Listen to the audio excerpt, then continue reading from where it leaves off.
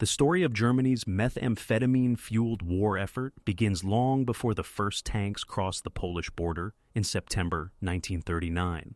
It traces back to the scientific optimism and industrial ambition of interwar Europe. After the devastation of World War I, Germany became a nation obsessed with efficiency, industrial, biological, and psychological. The Weimar Republic, despite its political instability, fostered one of the most advanced pharmaceutical industries in the world. By the 1930s, companies such as Bayer, Maersk, and especially Temmler-Werke in Berlin were global leaders in chemical research. In this environment of experimentation, one particular drug, methamphetamine hydrochloride, later branded as Pervitin, would become intertwined with Germany's pursuit of military and national revival. Pervitin was first synthesized by chemist Fritz Hauschild at Temmler in 1937. Marketed as a stimulant that could increase alertness, concentration, and endurance, it was quickly adopted in civilian life. Early advertisements promoted it to students, factory workers, and housewives as a wakefulness aid, comparable to modern caffeine tablets but far more potent. Its effects were immediate and measurable: reduced fatigue, elevated mood, and a temporary sense of heightened capacity. By 1938, Pervitin was available over the counter throughout Germany, sold in tablets and chocolate forms. It was not initially regarded as dangerous. In fact, the drug reflected the nation's broader belief in scientific modernity, that chemistry could perfect human performance. As the Nazi regime consolidated power, this faith in biological control became a pillar of its ideology. The concept of Leistungssteigerung, performance enhancement, aligned perfectly with the militarized ethos of the Third Reich. Soldiers, workers, and citizens were expected to function at peak capacity, subordinating individual weakness to collective strength. The new German state, preparing for total war, viewed human bodies as instruments of production and combat. Medicine and pharmacology were harnessed not for healing, but for optimization. It was within this framework that Pervitin transitioned from a commercial product to a military tool. By 1938, the Wehrmacht's medical service had taken note of Pervitin's potential. Initial field tests conducted among Luftwaffe pilots demonstrated significant improvements in reaction time and fatigue resistance during long flights. Reports from medical officers describe pilots who could remain awake for over 24 hours without noticeable decline in performance. Encouraged by these results, military planners began considering large-scale distribution. The following year, the Temmler Company cooperated with the Reich's Military Medical Bureau to produce millions of tablets for testing.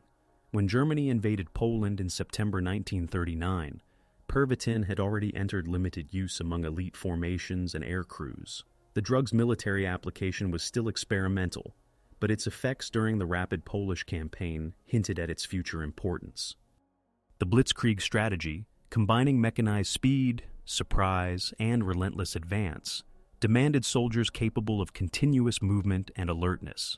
German doctrine emphasized rapid penetration and encirclement, often requiring troops to march or drive for 48 to 72 hours without rest. Commanders such as Heinz Guderian and Erwin Rommel later described the exhaustion that accompanied these operations, as columns advanced hundreds of kilometers in days. Pervitin appeared to solve this problem. It suppressed hunger, eliminated the need for sleep, and created an artificial sense of confidence. Reports from the field noted that soldiers under its influence could sustain operations far beyond normal human limits. By late 1939, military physicians formally incorporated Pervitin into combat supply chains. The Wehrmacht Medical Department issued detailed guidelines for its use. 2 tablets were to be taken after prolonged duty, followed by 1 more if fatigue persisted. The instructions warned against continuous use beyond 2 days, advice that was often ignored. In the winter campaign against Norway and during the invasion of France in 1940, Pervitin became a logistical staple. Temmler produced over 35 million tablets for the Army that year, distributed in small tins labeled for special deployment situations. German soldiers nicknamed the pills Stuka tablets, or Panzerschokolade, tank chocolate. The association between chemical endurance and military success was complete. Civilian consumption continued alongside military use. Postal workers, nurses, and industrial laborers also relied on Pervitin to endure long hours during wartime production. For many Germans, the drug became part of daily life, indistinguishable from ordinary stimulants. Few understood its addictive potential. In the short term, Pervitin seemed to embody the spirit of the era, a technological triumph that fused science with discipline, efficiency, and conquest. Only later would its consequences become apparent: dependence, psychosis, and the silent destruction of the very soldiers it had been meant to empower. When the German army launched its lightning invasion of Poland in September 1939, the Wehrmacht tested not only its new military doctrines, but also its chemical methods of endurance. The campaign, lasting just over 5 weeks, was the first major European conflict in which pharmacological performance enhancement played a role. Reports from the field described unprecedented operational tempo, armored divisions covering up to 300 kilometers in a matter of days, infantry marching continuously through the night, and pilots flying multiple sorties without rest. Behind this remarkable momentum lay a combination of discipline, planning, and a growing reliance on methamphetamine. Pervitin tablets were issued to units of the Luftwaffe and to selected ground troops tasked with maintaining constant pressure on retreating Polish forces.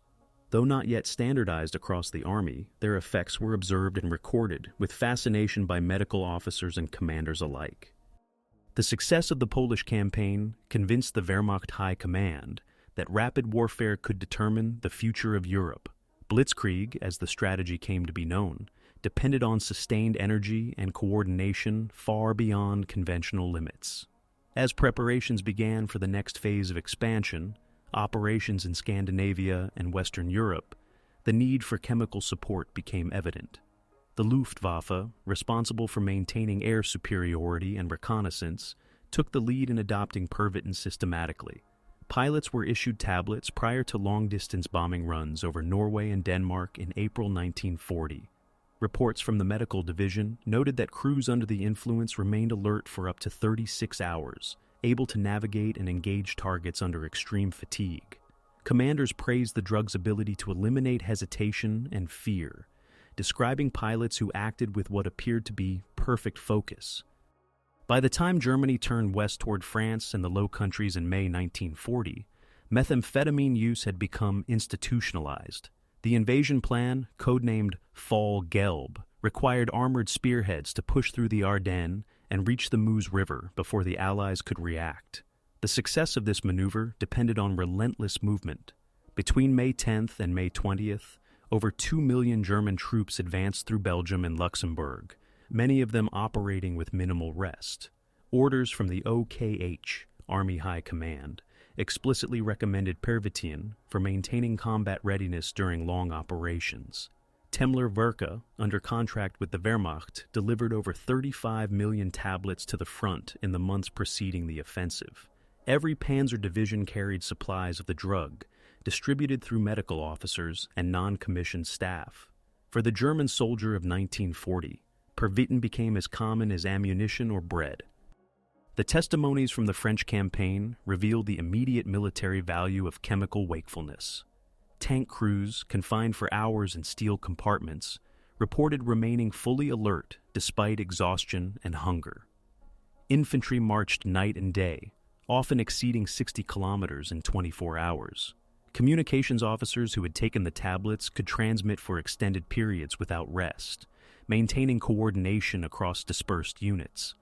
Commanders marveled at the Army's apparent invincibility, a machine that neither slept nor faltered. British and French observers, bewildered by the speed of the German advance, later referred to the enemy as mechanized ghosts. What they did not know was that those ghosts were chemically sustained. Medical reports from the same period began to hint at the costs. Field doctors noted that soldiers deprived of Pervitin suffered sudden exhaustion, confusion, and depression once the effects wore off.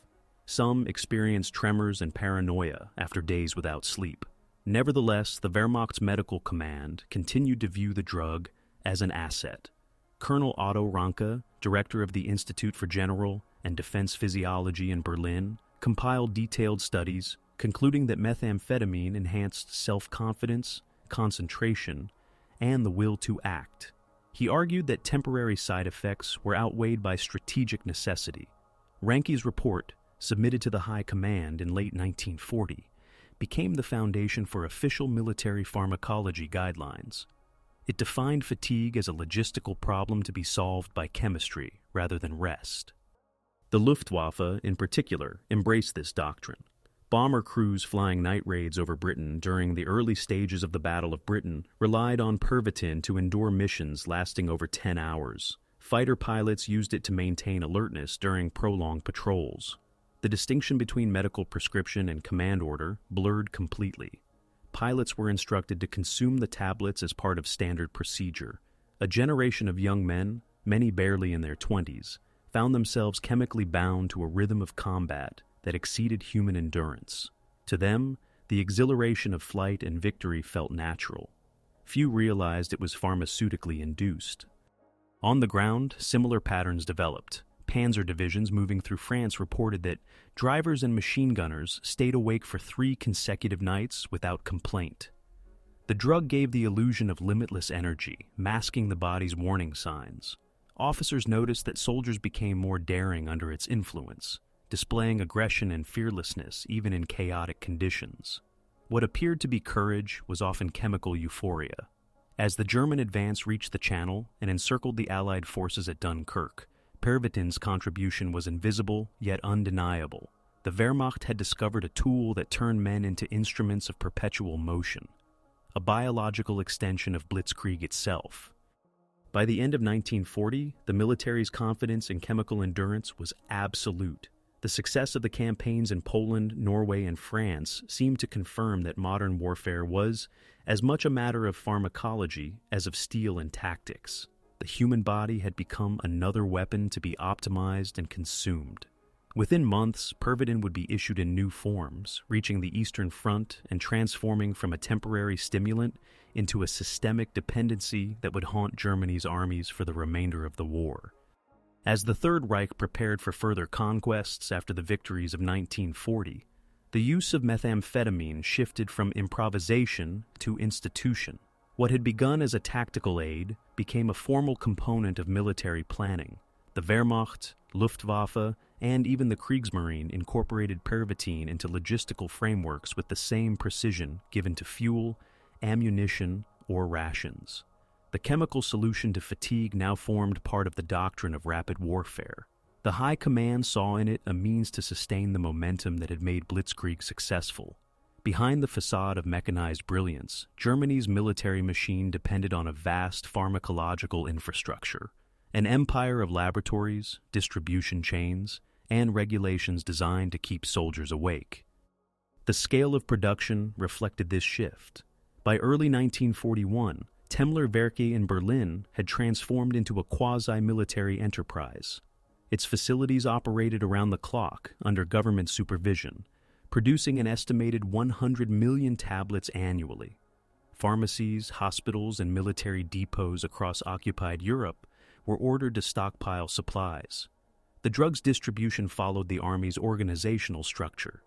Each division's medical officer received sealed containers labeled Stimulant Middle, Pervitin 3 milligrams, intended for extraordinary conditions. While official guidelines recommended moderation, field experience dictated otherwise.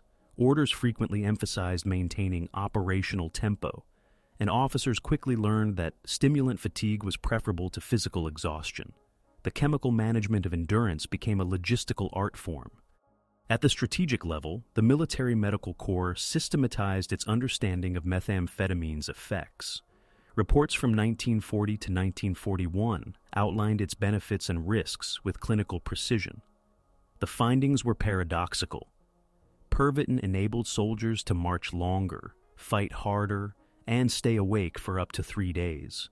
Yet afterward, they often collapsed into deep, uncontrollable sleep, sometimes for 20 hours or more. Medical bulletins described hallucinations, nervous breakdowns, and erratic behavior following prolonged use. Nevertheless, these were classified as temporary dysfunctions, not operational threats. For commanders facing the vastness of the Eastern Front or the demands of prolonged air campaigns, the advantages outweighed the costs. Endurance had become a measurable asset, and chemistry could manufacture it. The integration of Pervitin into strategy coincided with a growing ideology of biological control within the Nazi state. The regime viewed the human organism as a machine to be tuned and regulated for maximum efficiency. Propaganda celebrated the soldier of the future, tireless, fearless, and chemically perfect. Doctors and physiologists collaborated with the military to design pharmacological management programs aimed at optimizing troop performance. In this environment, the line between medicine and command blurred completely. The physician's duties shifted from healing to maintaining productivity. Medical ethics were redefined in service of the war economy. Even civilian sectors adopted this logic. Factory workers and nurses were issued stimulants to meet production quotas during long shifts. By 1941, the German state had created a society under chemical discipline. Preparations for Operation Barbarossa, the invasion of the Soviet Union, brought this system to its peak. Military planners faced the challenge of sustaining millions of men over vast distances with limited rest. The campaign's success depended on speed and coordination across a front, stretching from the Baltic to the Black Sea. Logistics officers, aware of the strain, requested increased shipments of Pervitin. The Oberkommando des Heer, OKH, approved the distribution of 35 million tablets to frontline formations before June 1941. These included panzer divisions under generals like Guderian and Hoth, whose columns were expected to cover hundreds of kilometers in the first week of fighting. Field medics were instructed to monitor usage but rarely intervened. Under pressure to achieve rapid breakthroughs, units consumed the pills as routine equipment. The Blitzkrieg's chemical foundation was now inseparable from its tactics. Within the Luftwaffe, methamphetamine use became a matter of standard procedure. Bomber and fighter units relied on stimulants during night raids and long-distance operations over Britain and the Soviet Union. Pilots carried small metal containers of tablets, often consuming them without medical supervision. Reports from airfields in France and Eastern Europe describe air crews staying alert for 48 hours, completing multiple missions with minimal rest. Flight surgeons warned of severe exhaustion following withdrawal, but commanders dismissed these concerns as secondary. The emphasis was on results, not recovery. As one internal memorandum stated, the body can rest after victory. However, as the drug's use expanded, so did its problems. Commanders began noticing behavioral shifts among troops: irritability, overconfidence, and reckless aggression. Soldiers under the influence displayed impulsive decision-making, ignoring orders or engaging in unnecessary risks. Some experienced sudden collapses during operations, unable to continue once the stimulant's effects subsided. Military doctors coined the term Pervitin-Müdigkeit, Pervitin fatigue, to describe this phenomenon. Addiction followed. Soldiers who had relied on the tablets to stay awake found themselves unable to function without them. Withdrawal brought depression, trembling, and confusion. For the first time, medical authorities recognized that chemical endurance had a price. Despite these warning signs, the system remained intact. The German command viewed Pervitin as a necessary instrument of modern war, comparable to synthetic fuel or mechanized transport. Efforts to control consumption were limited to administrative directives, rarely enforced in the field. The Wehrmacht's success during the first phase of Barbarossa seemed to vindicate the policy. In 3 months, German forces advanced over 1,000 kilometers, capturing millions of prisoners and occupying vast territories. Reports from the front continued to emphasize the drug's contribution to sustained mobility and alertness. It was not yet understood that the same chemical that accelerated the army's advance would also deepen its exhaustion. As the campaign moved eastward and the war lengthened, Pervitin's temporary power would give way to chronic dependency, a mirror of the Reich itself, driven to destruction by its own pursuit of limitless performance. The invasion of the Soviet Union in June 1941 marked the most extensive and destructive campaign in which Pervitin was deployed. The Wehrmacht's logistics officers had prepared for an operation of speed and annihilation, not attrition. The first week seemed to confirm their expectations. Armored spearheads advanced hundreds of kilometers, surrounding entire Soviet armies, while infantry divisions kept pace across endless plains. But the physical demands on the troops were immense. Soldiers endured sleepless marches, dust, and constant combat. Rest cycles were practically non-existent. Under such strain, Pervitin became not merely an aid, but a necessity. The stimulant bridged the gap between human endurance and operational ambition, turning exhausted men into tireless instruments of war, at least temporarily. Within weeks of the invasion, the effects of mass stimulant use became evident. Soldiers reported that fatigue vanished almost instantly after taking the tablets. Marches that once seemed impossible became routine. Drivers kept convoys moving through nights and storms, and machine gunners maintained fire through hours of engagement. Many described an unnatural sense of clarity and confidence. Methamphetamine induced a state of hyper-focus that dulled fear and physical pain. For the men fighting through Belarus, Ukraine, and the Baltic states, Pervitin seemed to promise invincibility. Commanders recorded astonishing endurance levels, infantry covering 60 kilometers in a day, armored columns pressing forward without pause for 48 hours. The German army appeared to have transcended the limitations of the human body. Yet, alongside these achievements came disturbing side effects. Medical officers began documenting cases of hallucinations, erratic behavior, and psychotic breakdowns. Soldiers who had taken multiple doses over several days exhibited tremors, anxiety, and sudden aggression. Some fell into states of exhaustion so deep they could not be awakened for hours. In one report from Army Group Center, an entire reconnaissance unit was found asleep at their posts after a prolonged operation. The symptoms of overuse mirrored those of the broader war, initial speed followed by collapse. Despite this, commanders demanded continued use. Victory, they believed, justified the means. The physical and psychological cost to individual soldiers was dismissed as an unavoidable consequence of modern warfare. As the German advance slowed in the autumn of 1941, the dependence on Pervitin deepened. Supply lines stretched thin, and the promised quick victory failed to materialize. Exhaustion became chronic, morale deteriorated, and stimulant consumption increased dramatically. Soldiers carried their own reserves, trading or hoarding tablets like currency. Pervitin tins appeared in every dugout and vehicle. Medical records from the period show that up to 2/3 of frontline personnel had used the drug at least once, with many taking it regularly. What had begun as a controlled medical issue became a self-administered habit, embedded in the rhythm of war. The Wehrmacht's medical service struggled to maintain oversight, while Temmler-Werke continued producing millions of doses monthly to meet demand. In the Luftwaffe, the situation was similar. Pilots flying night missions over the Soviet Union or defending German cities from British bombers relied on Pervitin to maintain focus during extended operations. Some airmen combined the stimulant with alcohol or morphine to manage alternating cycles of alertness and exhaustion. This dangerous mixture produced erratic behavior, bursts of aggression followed by emotional collapse. Flight surgeons noted that several crashes had occurred when pilots, deprived of sleep for days, experienced hallucinations mid-flight. Nonetheless, high command insisted that stimulants remained essential for sustaining operational tempo. The same logic guided the Army. Temporary madness was preferable to defeat. The winter of 1941 to 1942 exposed the limits of both blitzkrieg and chemical endurance. As temperatures dropped below -30 degrees Celsius, German soldiers fought in inadequate clothing, on frozen terrain, and against an enemy that refused to collapse.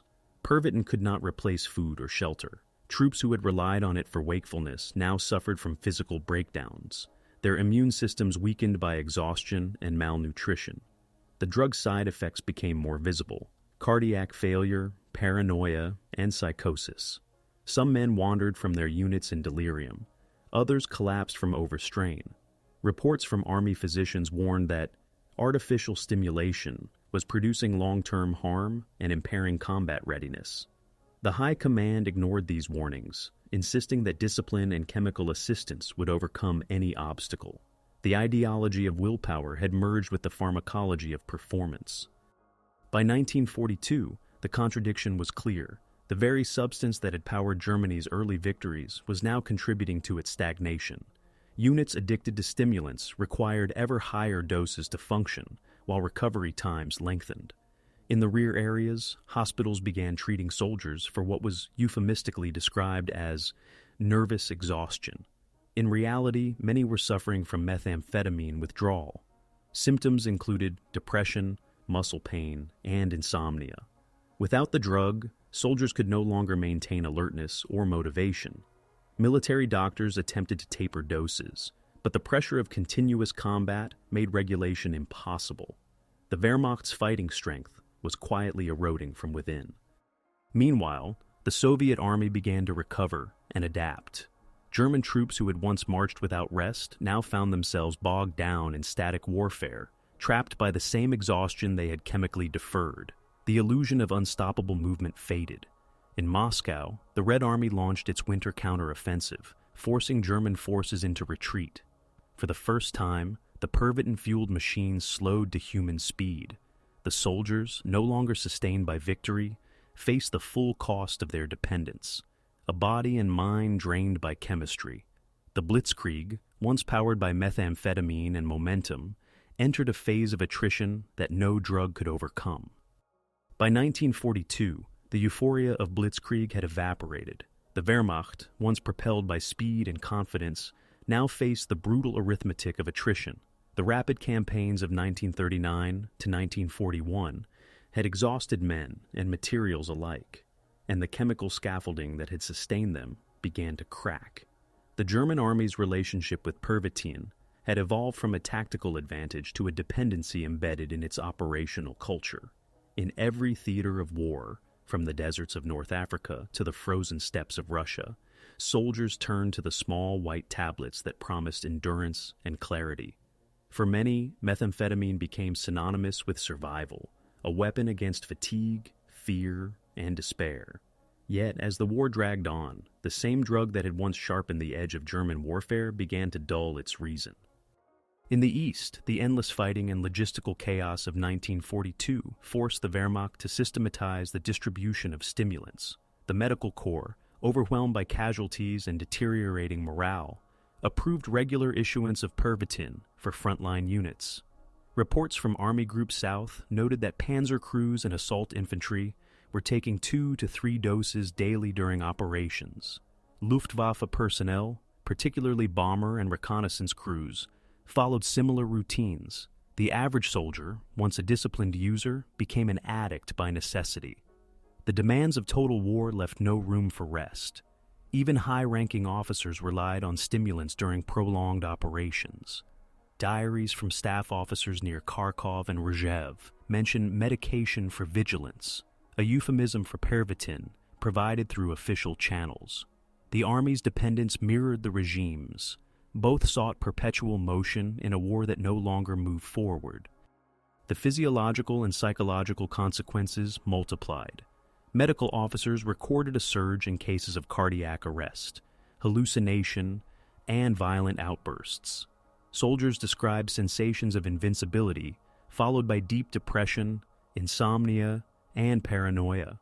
Some units reported suicides after abrupt withdrawal. One field report from the 12th Infantry Division in Ukraine described a platoon that refused to leave its positions after days of sleepless fighting, convinced they were surrounded by invisible enemies. These episodes were quietly classified as combat exhaustion. In reality, they were symptoms of methamphetamine psychosis. The Army, bound by doctrine and necessity, could not acknowledge that its own medicine was poisoning its troops. By mid-1942, the Reich's medical bureaucracy began to reconsider its approach. The Reich Health Office, under increasing pressure from civilian physicians, issued new regulations restricting the sale of Pervitin to prescription-only status. The order applied to civilians and soldiers alike, though enforcement at the front was minimal. The attempt to limit usage came too late. Temmler-Verka and its subcontractors had already produced over 150 million tablets since the war began. The Wehrmacht's logistical networks ensured that supplies continued to flow through medical depots even after official restrictions. Pharmacological discipline, like tactical discipline, had collapsed under the demands of continuous war. In civilian life, Pervitin mirrored the same paradox. Workers in armaments factories, railway depots, and hospitals used it to maintain round-the-clock production. Housewives received it from doctors as a remedy for fatigue and depression, often unaware of its addictive nature. The drug's reach extended beyond Germany into occupied Europe, where it was distributed under various trade names. In Norway, France, and the Netherlands, civilians and soldiers alike consumed the same chemical stimulant that fueled the Wehrmacht's campaigns. Methamphetamine had become a substance of empire, an invisible current linking the war's front lines to its industrial heart. The summer and autumn of 1942 demonstrated how chemical performance could not compensate for strategic overreach. As German forces advanced toward Stalingrad and the Caucasus, exhaustion and malnutrition reached unprecedented levels. The relentless tempo of operations demanded constant stimulation, yet even methamphetamine could not overcome physical depletion. Soldiers who had once stayed awake for 70 hours now collapsed after half that time. Commanders complained of lethargy and lack of initiative among troops who had previously shown tireless aggression. The human machine, overstressed and chemically sustained, began to fail. Pervitin's short-term advantages gave way to long-term degradation, muscle loss, cardiovascular damage, and cognitive decline. For every battle won through sleepless energy, there followed a period of paralysis that no stimulant could cure. As the Wehrmacht became entangled in urban combat at Stalingrad, the dependence reached its grim climax.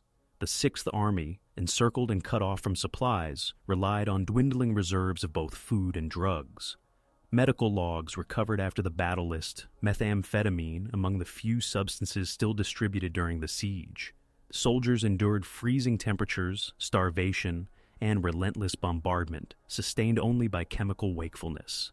In letters and diaries, they described alternating states of euphoria and despair, bursts of strength followed by total collapse.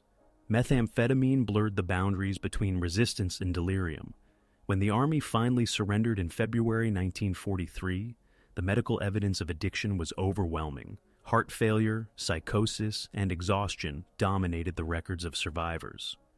After Stalingrad, the Wehrmacht's faith in Pervitin wavered, but did not disappear. Commanders recognized its dangers, yet remained dependent on its effects. The high command sought substitutes, milder stimulants or combinations with sedatives, to stabilize troops during long operations. One such compound, codenamed DIX, mixed cocaine, methamphetamine, and synthetic opioids in an attempt to balance endurance with control.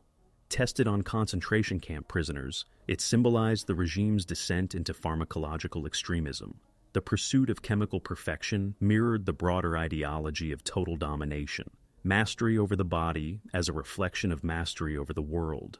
But the results were the same. The human organism could not sustain infinite motion, and chemistry could not replace strategy. By the end of 1942, the illusion of the drug Blitzkrieg had collapsed. What remained was a weary army, addicted, malnourished, and locked in a war of attrition it could no longer win. The stimulant that had once promised victory now epitomized delusion. Pervitin had carried the Wehrmacht across Europe in sleepless triumph, only to leave it stranded in exhaustion and defeat. The drug's brief power had mirrored that of the Reich itself, intense, destructive, and unsustainable. The year 1943 marked a turning point not only for Germany's military fortunes, but also for its chemical regime of endurance. The defeat at Stalingrad and the growing strain of multi-front warfare forced the Reich to reassess its approach to pharmacological control. Pervitin, once hailed as a wonder drug, now symbolized both innovation and dependency. Within the Wehrmacht, its use continued, but with mounting caution. Official directives warned of undesirable reactions and prolonged states of nervous exhaustion. At the same time, the regime's scientific and military institutions began seeking alternatives, new formulations that could sustain alertness without the devastating side effects. The war had turned into a test of endurance on every level, and methamphetamine remained its chemical heartbeat. In early 1943, the Wehrmacht's Medical Bureau issued orders to restrict Pervitin to special operational conditions. However, enforcement proved largely symbolic. Field commanders still requested large quantities for extended missions, particularly on the Eastern Front. Reports from Army Group North describe distribution to panzer crews, artillerymen, and reconnaissance units during the defensive battles around Leningrad and Lake Ilmen.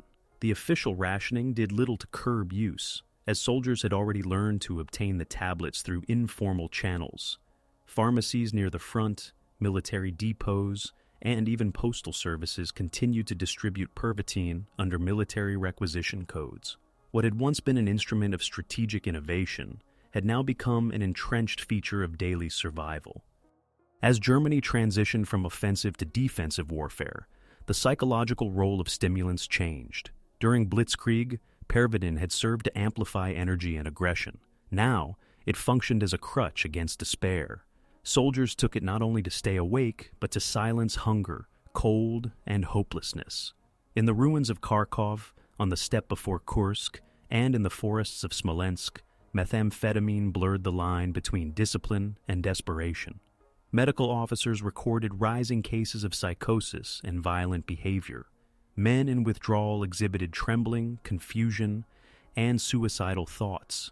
One report from Army Group Center noted that a company of infantrymen, deprived of supplies for 3 days, consumed their remaining Pervitin stock in a single dose, after which several collapsed or became delirious. Despite such incidents, production continued, and the drug's circulation became nearly impossible to trace or regulate. Parallel developments were taking place in the laboratories of the Reich. The military sought new compounds that could prolong stamina without the crash that followed methamphetamine. Research centers in Kiel, Jena, and Dachau conducted experiments on combinations of stimulants, vitamins, and painkillers. Among these was the so-called DIX formula, a potent mixture of methamphetamine, cocaine, and synthetic morphine. It was developed under the supervision of naval medical officers who hoped to create a pill for submarine crews capable of staying alert during prolonged missions without food or rest. Human experiments on concentration camp prisoners revealed that the drug allowed subjects to march or work for days before collapsing from exhaustion. The trials demonstrated the regime's willingness to extend its ideology of control to the human body itself, treating it as another weapon to be engineered and expended. Meanwhile, on the front lines, the Luftwaffe's dependence deepened. The air war over Germany demanded continuous vigilance. Night fighter crews, anti-aircraft batteries, and radar operators were expected to maintain concentration through long hours of bombardment. Stimulants became standard issue, officially described as alertness tablets. Pilots flying defensive missions against Allied bombers often ingested Pervitin before takeoff, followed by sedatives like bromides or morphine to sleep afterward. This chemical cycle, stimulation followed by suppression, mirrored the rhythm of the war, alternating surges of action and collapse. Flight surgeons grew increasingly alarmed at the toll on their personnel. They observed weight loss, nervous tremors, and erratic emotional states. Yet, as with the Army, the necessity of endurance outweighed concern for health. The Reich demanded energy, and chemistry continued to supply it. The German home front was not immune to the same dynamics. As Allied bombing intensified, civilians began relying on stimulants distributed through pharmacies and workplaces. Factory managers encouraged workers to take Pervitin to maintain output during night shifts in arms production. Nurses and civil defense volunteers used it to endure long hours in bomb shelters or hospitals. Women, particularly those managing households alone as men fought at the front, consumed Pervitin in tablet or chocolate form to suppress fatigue and anxiety. The distinction between soldier and civilian dissolved. Both operated within the same system of chemical compulsion. A nation that prided itself on discipline and willpower now depended on a pharmaceutical illusion of control. By late 1943, signs of collective exhaustion were unmistakable. The Wehrmacht's operational tempo slowed, and casualties mounted. Soldiers complained of unending fatigue even after taking stimulants. The effectiveness of Pervitin declined as tolerance increased. Reports from Army psychiatrists mentioned drug fatigue and emotional numbness as common afflictions. In hospitals, cases of cardiovascular failure and psychotic breakdowns multiplied. Commanders requested replacements for lost personnel more frequently, not due to wounds, but to collapse from exhaustion. The same system that had once promised superhuman endurance now produced widespread debilitation. The Reich's medical establishment faced a dilemma: to maintain morale through chemistry or to confront the limits of the human body. Despite these realities, methamphetamine retained its symbolic power. Nazi propaganda continued to glorify the ideal of tireless performance, presenting soldiers as embodiments of discipline and strength. The chemical truth remained hidden beneath myth. Even as the regime's power waned, its armies marched and fought under the illusion of control, a control sustained by chemistry and belief. In 1943, the drugged Blitzkrieg had become a war of endurance without victory, its energy spent, but its addiction intact. The same stimulant that had driven conquest now kept collapse at bay, binding the German war effort to its own unsustainable rhythm. By 1944, the German war effort was entering its terminal phase, and the system of chemical endurance reached its peak of contradiction. The Wehrmacht was retreating on all fronts, yet expectations of tireless resistance remained absolute. The drug that had once powered conquest now became a tool of desperation. Pervitin was officially restricted, but practically ubiquitous, distributed through informal channels that extended from military supply lines to the black market. The Reich's collapsing infrastructure turned methamphetamine into both a ration and a refuge, a means of keeping soldiers, workers, and civilians functioning within a disintegrating system. Even as the nation descended into exhaustion, the demand for wakefulness only increased. The battles of 1944, from Normandy to the Eastern Front, demonstrated how deeply methamphetamine had infiltrated the structure of warfare. In the West, Allied reports described captured German soldiers carrying tins of tablets labeled Temmler Berlin. Some prisoners explained that the pills were for long marches or staying sharp in combat. Others admitted they could no longer fight effectively without them. During the Normandy campaign, Wehrmacht and Waffen-SS units under relentless bombardment consumed stimulants to suppress fear and fatigue. Tank crews trapped in the Falaise pocket reportedly stayed awake for up to 3 days, driving and fighting until their vehicles ran out of fuel or ammunition. On the Eastern Front, the situation was similar. Retreating divisions relied on Pervitin to sustain defensive lines under overwhelming Soviet pressure.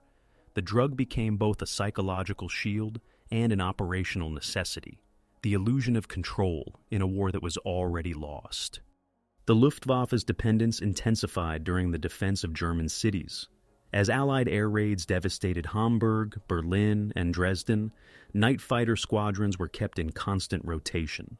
Pilots and radar operators were issued stimulants before every sortie. Many alternated between methamphetamine to stay awake and morphine to recover afterward. The rhythm of combat was now dictated by chemistry. Flight surgeons documented cases of mental breakdowns, hallucinations, and cardiac arrest, yet their reports carried little weight. The high command viewed such losses as acceptable given the magnitude of the air war. Even among the civilian population, methamphetamine consumption increased sharply. Emergency workers, fire brigades, and factory employees all used it to endure endless nights of bombardment and rubble clearing. By 1944, the line between medical necessity and addiction had vanished entirely. As the Wehrmacht's manpower dwindled, new formations such as the Volksgrenadier divisions and the Volkssturm were raised, composed of convalescents, older men, and teenagers. These poorly trained units received little more than rifles, Panzerfausts, and a supply of stimulants to maintain alertness.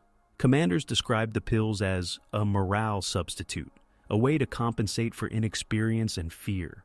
In practice, they produced unpredictable results. Some soldiers became recklessly aggressive, charging positions without orders. Others collapsed in confusion or delirium. The mixture of exhaustion, hunger, and chemical overdrive turned the battlefield into a theater of human breakdown. For the regime, however, the symbolism remained powerful. Even in collapse, Germany would not sleep. Meanwhile, the medical bureaucracy continued to search for new pharmacological solutions. Research into compounds like DIX, combining methamphetamine, cocaine, and synthetic opioids, persisted despite growing shortages. These efforts represented the regime's attempt to recreate the illusion of limitless endurance through chemistry, even as its armies were disintegrating. In the naval sector, stimulant use became routine aboard U-boats, where crews faced weeks of confinement and stress. Reports from captured submariners revealed that methamphetamine was issued not only for vigilance, but to suppress fear during depth-charge attacks. The result was often the same: temporary calm, followed by psychological collapse. Addiction spread through every branch of the armed forces, from the front lines to command centers. The war had become a pharmacological system, sustained by its own decay. On the home front, methamphetamine functioned as a civilian counterpart to propaganda. It kept people moving, producing, and enduring despite bombings and shortages. Housewives received prescriptions for energy tablets to cope with sleeplessness and rationing. Factory workers, many of them women and foreign laborers, relied on stimulants to meet impossible production quotas. Even children, drafted into auxiliary services, were sometimes given the drug to stay awake during long shifts in anti-aircraft units. The collapsing Reich had created a chemically dependent society where exhaustion was treated not with rest, but with dosage. The industrial rhythm of war demanded it, and science continued to oblige. By mid-1944, the signs of collective deterioration were unmistakable. Reports from military psychiatrists described an epidemic of nervous exhaustion and emotional paralysis. Soldiers became apathetic, unable to respond, even under threat of punishment. The body's reserves had been consumed, and the stimulant no longer worked as before. Increasing tolerance required higher doses, while withdrawal produced confusion and despair. Pervitin, once the miracle of the Blitzkrieg, now trapped its users in a cycle of brief vitality followed by collapse. The Wehrmacht's legendary discipline began to unravel, not from insubordination, but from sheer chemical fatigue. As the Red Army advanced through Eastern Europe and the Western Allies crossed into Germany, methamphetamine took on its final role, not as a stimulant of victory, but as a sedative of defeat. Soldiers used it to numb themselves against the realization of collapse. In the ruins of cities, civilians consumed what remained of their supplies to escape hunger and terror. The nation that had built its war on the promise of total control now existed in a haze of exhaustion and chemical delusion. The drug that once fueled ambition had become a tool of denial. By the end of 1944, Germany was fighting on borrowed time. Its armies held together by command, ideology, and chemistry, each collapsing at its own pace. By 1945, the myth of the tireless German soldier had disintegrated along with the Reich itself. What remained was a fragmented army, chemically sustained but strategically paralyzed. As the Allies advanced from west and east, methamphetamine became one of the few supplies still available in abundance. Warehouses filled with Temmler's tablets were distributed among retreating units, often without medical supervision. Soldiers who no longer believed in victory now relied on Pervitin for the most basic functions: to march, to fight, to suppress hunger and fear. The stimulant that had once symbolized the mechanized efficiency of Blitzkrieg now represented its opposite, a desperate attempt to keep moving when the war was already lost. In the ruins of the Eastern Front, stimulant use reached unprecedented levels. Wehrmacht and Waffen-SS divisions fighting in East Prussia, Pomerania, and Silesia reported entire battalions operating for days without sleep. As supply routes collapsed, soldiers consumed their remaining tablets in bulk, knowing there would be no resupply. The physiological toll was immediate. Men suffered from dehydration, cardiac arrest, and sudden psychotic episodes. Some units, cut off and surrounded, dissolved not under enemy fire, but under the strain of their own exhaustion. Reports from Soviet medical officers who examined prisoners described symptoms consistent with chronic methamphetamine abuse: extreme weight loss, tremors, and paranoia. What had begun as a calculated enhancement of combat efficiency had transformed into mass physical breakdown. In the West, the same pattern emerged. During the Battle of the Bulge in December 1944, Pervitin played a crucial yet unacknowledged role. The offensive depended on rapid movement through the Ardennes under harsh winter conditions. Many German units were supplied with stimulants to maintain tempo during the surprise assault. Initial reports noted that the troops advanced with unusual speed and endurance, covering long distances with little rest. Yet, as the offensive stalled, the effects reversed. Commanders observed waves of fatigue and confusion among soldiers who had gone several days without sleep. When Allied counterattacks began, many German formations were unable to respond effectively, paralyzed by chemical exhaustion. The Blitzkrieg principle, revived for one final gamble, failed for the same reason it had once succeeded: the unsustainable pursuit of perpetual motion. Within the collapsing military hierarchy, methamphetamine took on new symbolic and practical meanings. Officers used it to maintain alertness during chaotic retreats. Medical staff administered it to the wounded to dull pain and fear. Even Hitler's inner circle relied on pharmaceutical assistance. His personal physician, Dr. Theodor Morell, provided him with an array of injections containing methamphetamine derivatives, vitamins, and opiates. The Führer's erratic behavior in the final years of the war, alternating between manic energy and physical collapse, reflected the same chemical oscillation that had come to define the German war effort. The ideology of total control had reduced itself to biological maintenance. In the bunker beneath the Reich Chancellery, chemistry replaced strategy, and endurance became a matter of chemistry, not conviction. Among ordinary soldiers, dependency became universal. Letters recovered from the front describe men pleading with families to send alertness tablets, or little helpers. For some, Pervitin was the only source of strength left. Others described terrifying withdrawal, sleeplessness, trembling, despair. Medical officers no longer kept records of usage. They lacked both time and supplies to regulate it. The German army's once proud structure of order and discipline now functioned on chemical autopilot, moving only as long as the stimulant endured. When it wore off, soldiers fell asleep in trenches, on roadsides, or in the ruins of cities, moments before being captured or killed. Entire units disappeared into exhaustion.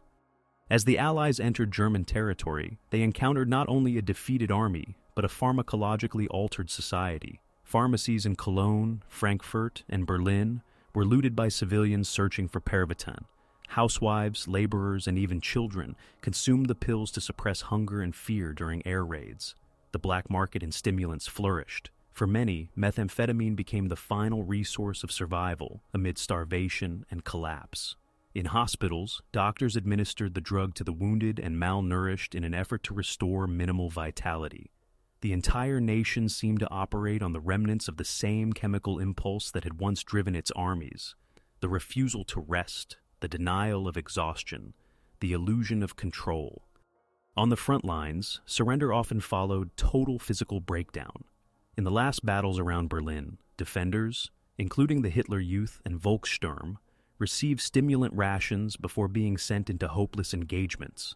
Eyewitnesses described teenagers fighting in a trance-like state, firing until ammunition ran out, then collapsing in confusion or delirium. Pervitin prolonged combat, but could not alter its outcome. When Soviet forces entered the city in April 1945, many of the captured German soldiers were found clutching small tins of tablets, some empty, some half full. For them, the drug had become a final substitute for belief. It sustained them not toward victory, but toward endurance, the only virtue still possible in defeat. In the final days of the Reich, as the remnants of the German army disintegrated, the logic of chemical war reached its inevitable conclusion. Methamphetamine had enabled Germany to fight beyond the limits of its strength, but it could not reverse collapse. The stimulant that had once represented modernity and efficiency had become a symptom of decay. The human body, pushed beyond endurance, mirrored the fate of the nation that consumed it, powerful in motion, lifeless at rest. The Blitzkrieg had begun with chemistry and ended in exhaustion. When the last defenders of Berlin laid down their arms in May 1945, the age of the drug soldier had come to an end. But its legacy, inscribed in the physiology of millions, would outlast the ruins of the Reich itself. The surrender of Germany in May 1945 did not immediately end the story of its chemical army. The consequences of widespread methamphetamine use lingered long after the fighting stopped, shaping both the physical health of returning soldiers and the social atmosphere of post-war Europe. As Allied forces began interrogating prisoners and seizing medical supplies, they discovered millions of Pervitin tablets stored in depots, field hospitals, and abandoned supply trains. Reports compiled by U.S. and British medical officers noted that stimulant use among German troops had been institutionalized, extending from elite formations down to the Volkssturm. In effect, methamphetamine had been as common as bread or ammunition, a logistical constant in a system that had equated human performance with industrial productivity. The immediate aftermath revealed the physiological cost of this policy.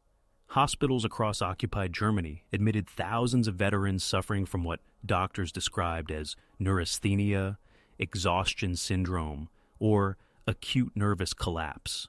Many of these cases were in fact methamphetamine withdrawal. Symptoms included severe depression, trembling, cardiac problems, and hallucinations. Army physicians who had once prescribed the drug now struggled to treat its consequences without access to sedatives or proper nutrition. In some areas, demobilized soldiers traded remaining supplies of Pervitin for food or cigarettes, prolonging dependency in the ruins of the Reich.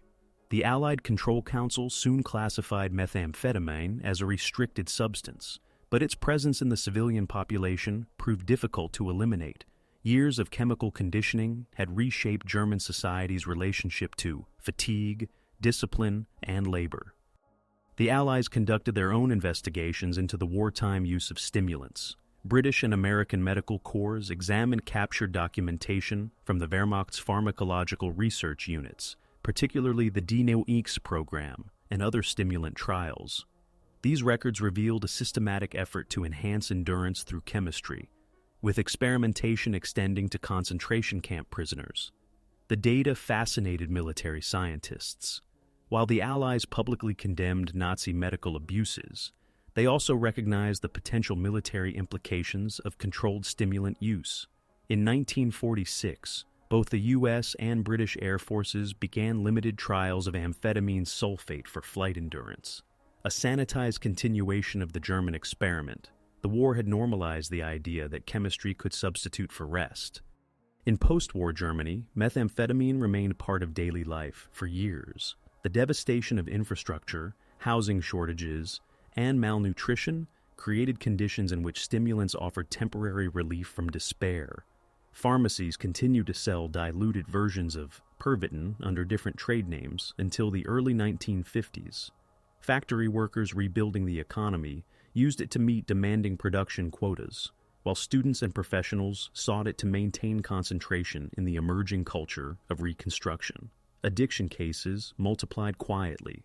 For many Germans, the drug was simply another remnant of the war, a small white tablet that blurred memory and fatigue. The nation's rehabilitation would depend not only on political denazification, but also on chemical detoxification. The human stories revealed the deeper trauma. Interviews conducted by Allied psychologists and post-war German physicians described former soldiers who could not function without stimulants. Some suffered from chronic insomnia and anxiety, others from apathy so profound they could barely maintain employment. The culture of silence surrounding wartime experience extended to drug use. Veterans rarely admitted dependence, and official histories of the Wehrmacht omitted the subject entirely. In the collective memory, endurance remained a moral virtue, not a pharmacological effect. Yet within hospitals and clinics, the long-term damage became evident. Premature heart disease, cognitive decline, and psychological instability among those who had lived through years of chemically sustained combat. For historians and medical researchers, the case of Nazi Germany represented a turning point in the understanding of industrial warfare and human physiology. It demonstrated that modern war could no longer rely solely on material or moral resources. It demanded biological manipulation. The German state had attempted to engineer a soldier capable of matching the speed of machines, and in doing so, revealed the limits of the human body. The consequences extended beyond the battlefield. The notion of pharmacological performance enhancement, once confined to military necessity, began to permeate post-war science, sports, and labor culture. In this sense, the drugged Blitzkrieg prefigured a broader 20th century phenomenon, the search for chemical solutions to the demands of modern life. The documentation seized from German laboratories became part of the intellectual spoils of victory. Temmler-Werke resumed limited production under Allied supervision, and many of its chemists found employment in post-war pharmaceutical industries. Methamphetamine derivatives continued to be prescribed for fatigue and obesity under different names, such as methadone or desoxin. The substance that had once fueled conquest was repackaged as medicine for civilian use. In Japan, where similar stimulants had been distributed to factory workers and soldiers, post-war addiction reached epidemic levels, leading to some of the first global restrictions on amphetamines. The legacy of wartime pharmacology had become a global issue, linking reconstruction, medicine, and control. In the personal dimension, the stimulant left invisible scars. Veterans described dreams of endless marches, sleepless nights, and sensations of movement long after the war ended. The body remembered the rhythm of stimulation and collapse. Historians studying diaries and letters from 1945 to 1946 found recurring references to fatigue, trembling hands, and loss of appetite, the long tale of dependence. What had once been portrayed as discipline had in fact been compulsion.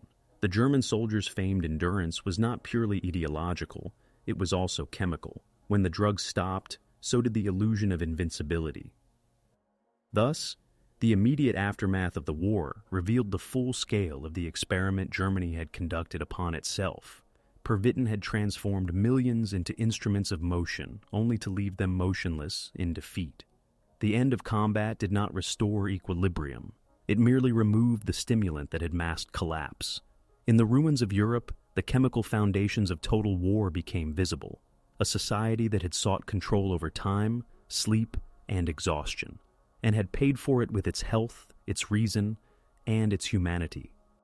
In the long view of history, the story of Pervitin and the drugged Blitzkrieg represents one of the most revealing intersections between science, ideology, and warfare. The Nazi regime's embrace of methamphetamine was not a historical anomaly, but a logical extension of its worldview. The belief that human will could be engineered, that biology could be subordinated to production, and that exhaustion was a moral failure rather than a physiological limit. The chemical revolution within the Wehrmacht was the biological mirror of its mechanized campaigns. Both sought acceleration, both depended on control, and both collapsed under the weight of their own intensity. In this way, the Meth army became a metaphor for the Reich itself, powerful in motion, incapable of rest, and doomed by its denial of natural constraint. In the post-war decades, historians and scientists gradually uncovered the scope of this experiment. Declassified German military archives revealed that more than 200 million Pervitin tablets had been distributed between 1939 and 1945. The documentation showed that methamphetamine had been supplied not just to elite forces, but to nearly every level of the military structure: tank crews, pilots, medics, railway staff, and civilians in industrial production. Its use was not limited to combat. It had become a mechanism for sustaining an entire war economy. The German military's dependence on stimulants thus illustrated a broader truth about modern total war, that it demands the mobilization of every aspect of human energy, even chemical energy, to sustain its tempo. The cultural and ethical legacy of this system continues to provoke reflection. Post-war Germany, eager to distance itself from the crimes and excesses of the Nazi period, rarely addressed the issue of widespread stimulant use. The myth of the disciplined, stoic soldier persisted in collective memory, while the chemical component of that discipline remained suppressed. Only in recent decades have historians and medical researchers begun to reconstruct the full picture: the logistical networks, the medical experiments, and the psychological aftermath that linked pharmacology to ideology. The revelation that the Blitzkrieg was, in part, a chemically induced phenomenon challenges long-held assumptions about the nature of courage, endurance, and obedience in wartime Germany. The international repercussions were equally significant. Allied studies of captured German pharmacological data influenced later military and civilian medicine, particularly during the Cold War. Both NATO and Warsaw Pact forces experimented with controlled stimulant use for pilots and long-range missions. The principle of chemically managed alertness, first institutionalized by Nazi Germany, became a standard element of modern military planning. In the civilian world, amphetamines evolved into commercial products marketed for productivity and mood regulation, from post-war diet pills to early psychiatric medications. The line separating medicine from militarization blurred. What had begun as an attempt to win a war of movement ended by redefining the global relationship between fatigue, efficiency, and performance. Beyond the scientific dimension, the moral implications of Pervitin's history are profound. The Nazi regime viewed the human body as an extension of the state's will, a resource to be optimized, not protected. The stimulant made this ideology tangible. It transformed ordinary soldiers into instruments of continuous motion, suppressing hunger, pain, and emotion in pursuit of mechanical efficiency. The price of that transformation was dehumanization.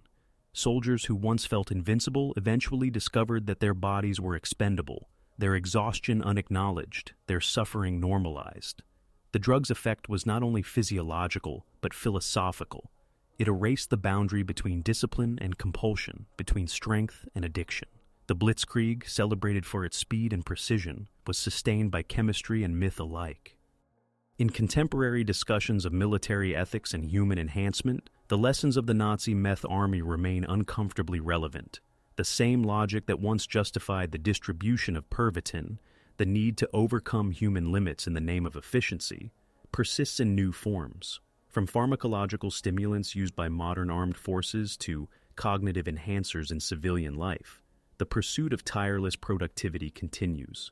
The history of Pervitin serves as a warning that the elimination of fatigue may also eliminate reflection, that when endurance becomes a commodity, humanity becomes a mechanism.